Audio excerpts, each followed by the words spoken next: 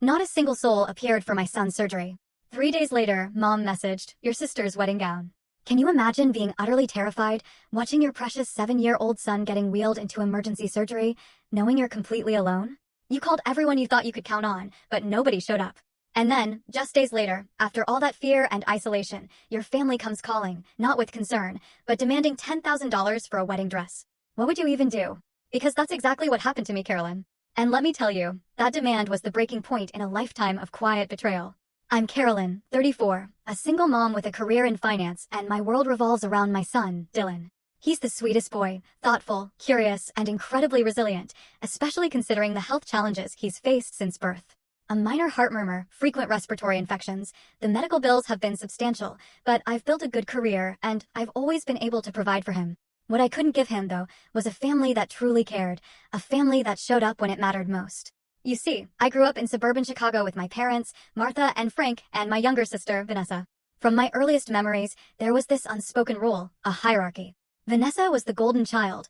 I was the responsible one. Our childhood photos tell the whole story. Vanessa, sparkling in dance costumes, beaming at the camera with our proud parents. Vanessa, surrounded by piles of gifts at Christmas. Vanessa, celebrated for every tiny achievement. Meanwhile, I was the practical, quiet daughter. I learned early on to take care of myself. By 16, I was working at the local grocery store after school and on weekends. Not because we needed the money, we were comfortably middle class, but because my parents made it clear that my wants and needs were my responsibility. When college applications came around, I remember sitting at the kitchen table, holding my acceptance letter to Northwestern. My parents exchanged nervous glances.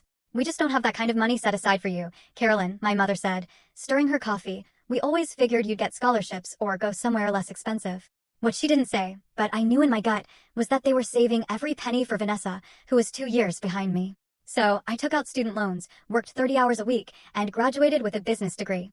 Meanwhile, Vanessa floated through 3 different universities over 6 years, changing majors repeatedly, with our parents covering every single cent. My first job was as a bank teller. I was 22, eager to build my career and finally pay down those loans. I rented a tiny studio, packed my lunches every day. I still remember calling my parents, so excited to tell them about my first promotion to personal banking associate, only for the conversation to be cut short because they were helping Vanessa move. Full story video added in below.